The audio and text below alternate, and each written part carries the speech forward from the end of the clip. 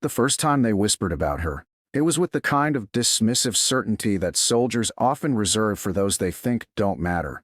And maybe that was the point, because in their eyes, she was just a cook, a quiet woman in her late 20s with sleeves rolled up and hair tied back, stirring a pot in the dust-streaked mess tent while the rest of the unit laughed over cards and radio chatter. And they never noticed how she kept her eyes on more than onions and potatoes. How her gaze lingered on the patrol rosters tacked to the wall, or the way she made notes in a battered little book when no one was looking.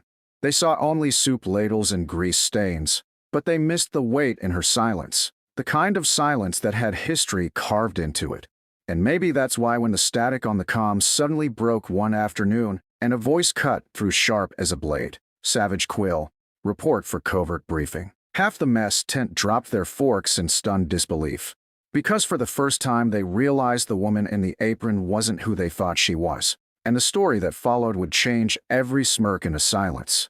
And before we dive in, if you believe no role is ever just ordinary, if you believe honor wears many uniforms, not all of them stitched with stripes, make sure to like and subscribe, because this is the story of Elise Rowan, the mess cook they called invisible, until the day the captain called her by the name no one else was supposed to know. It began on a Monday morning thick with desert heat, the kind that made tempers short and humor cruel. And Elise had been up since dawn grinding coffee with the same patience she carried through everything, serving mugs to bleary-eyed privates who barely looked her way, offering a soft smile that wasn't returned, and then turning back to her pot, as if she were nothing more than background noise in their long, dragging day. But beneath that calm exterior, beneath the apron tied at her waist, there was something no one guessed, a mind that had once broken codes faster than machines, a soldier who had worn no name but a call sign, Savage Quill, whose hand-drawn ciphers had once rerouted an entire convoy under enemy fire. Yet here she stood, spatula in hand, because sometimes the most dangerous people are hidden in plain sight. She had been sent here for reasons no one in that tent would ever learn, not at first anyway, because her orders weren't to be seen, they were to wait, to watch, to blend until the moment came. And so she endured the smirks when Corporal Hayes joked that she was probably writing poetry in her little notebook instead of recipes. Endured the laughter when another soldier muttered that she looked more like a librarian than someone fit for a base. Endured it all with the kind of stillness that doesn't need to prove itself, the kind that makes you wonder later why you didn't pay attention sooner. And the truth was she noticed more in those quiet mornings than the entire platoon did in a week. She noticed how the supply truck always rattled twice before stalling at the gate.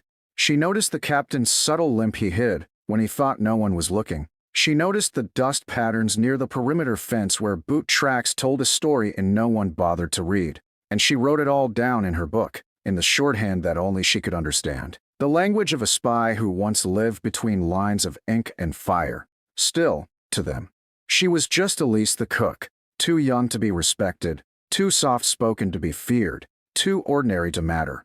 And maybe that was exactly the camouflage she needed, because what they didn't know was that everything in that tent, the rhythm of their meals, the chatter of their jokes, even the sting of their mockery, was part of her cover, a way to be present without ever being noticed. Until the day that radio cracked alive and the captain called her back to the name she thought she had buried. But before we get there, you have to see her the way they did first. Because that's what makes what comes next matter.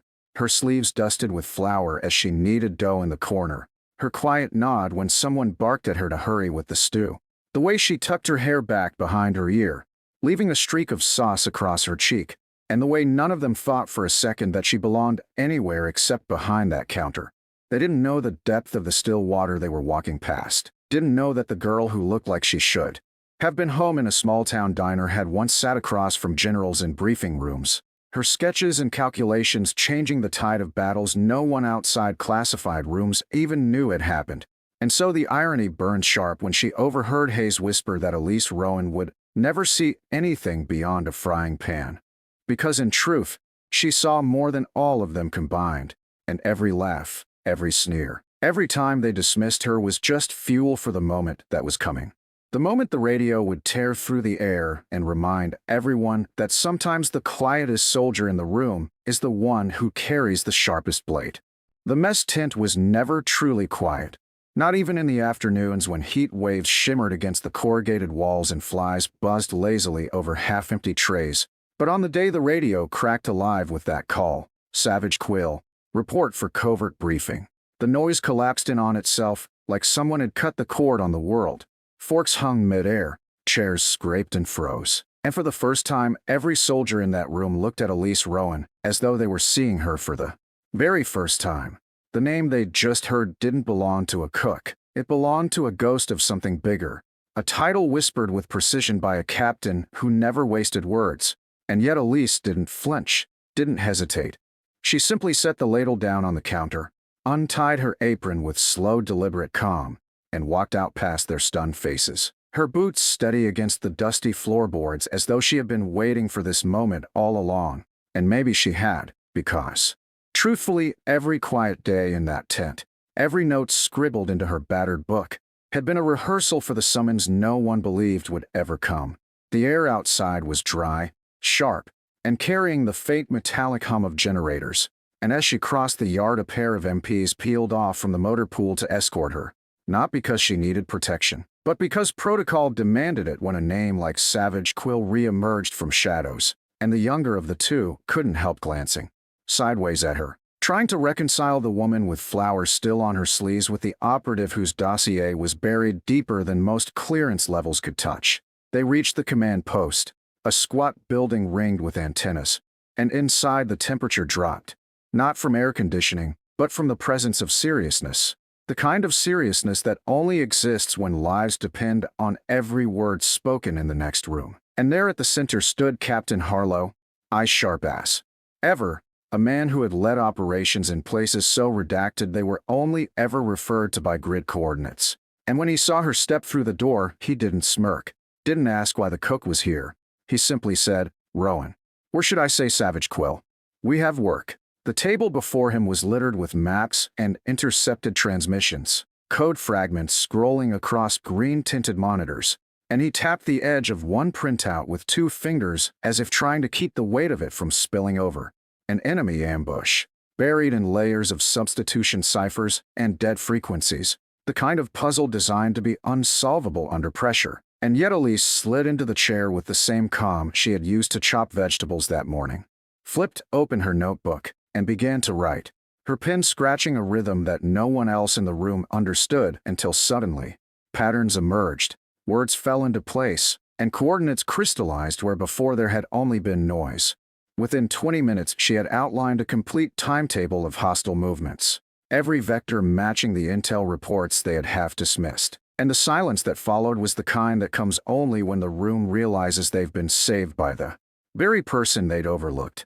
Captain Harlow leaned back, studying her with that rare mixture of pride and relief, then said simply, "This base owes you more than a hot meal." But Elise didn't smile, didn't gloat. She just closed the notebook and handed it across the table, as if to remind them that this was never about recognition. It was about the duty she had carried long before the apron, long before the jokes. Outside, word was already spreading faster than fire across dry grass. Soldiers, whispering that the cook had walked into the command post and the captain himself had called her by a name none of them dared repeat.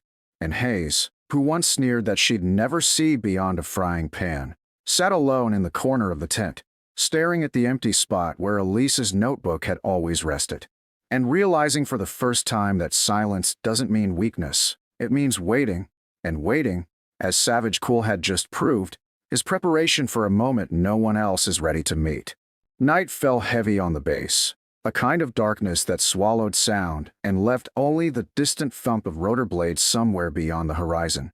But inside the command post light still burned, maps pinned and screens flickering as Elise Rowan, Savage Quill, stood over the table drawing lines no one else had seen. The coordinates she had pulled from broken code revealing not just an ambush but a layered operation designed to cripple the entire division, and the gravity of it wasn't lost on anyone because now, instead of a cook with flour on her sleeves, she was the axis the mission turned on, the woman whose pen would decide whether the base survived the next 48 hours.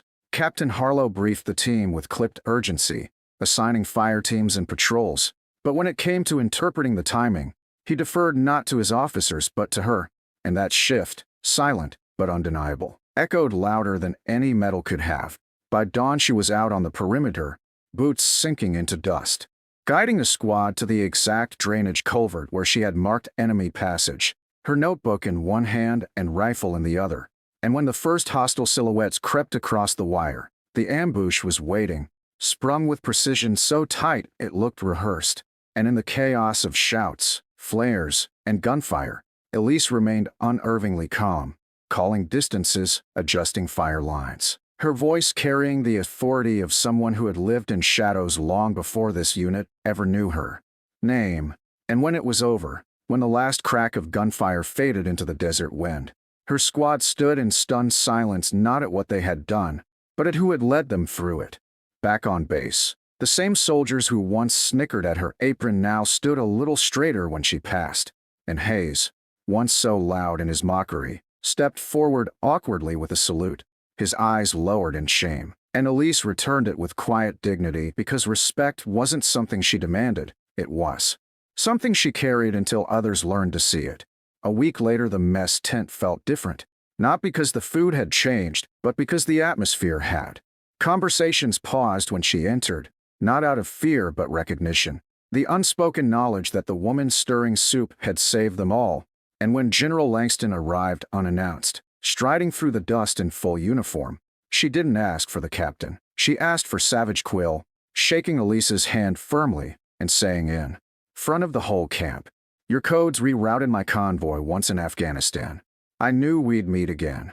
And that revelation struck harder than any speech, because suddenly everyone understood that Elise Rowan hadn't just appeared here by chance. She had been living a legacy they had all been blind to. Yet even then she didn't bask in the attention, didn't retell the missions, didn't wear the legend-like armor. She simply tied her apron back on the next morning, ladle in hand, notebook still tucked close. Because for her the mission was never about glory, it was about doing the work no matter who was watching. And so the narrator's truth lands here. Never mistake the quiet figure in the corner. Never laugh at the one who seems ordinary, because some wars are fought with bullets and others with silence. And some warriors, like Elise Rowan, Savage Quill, fight with both, leaving behind not headlines but legacies that live in the lives they saved and in the respect they earned without ever asking for it.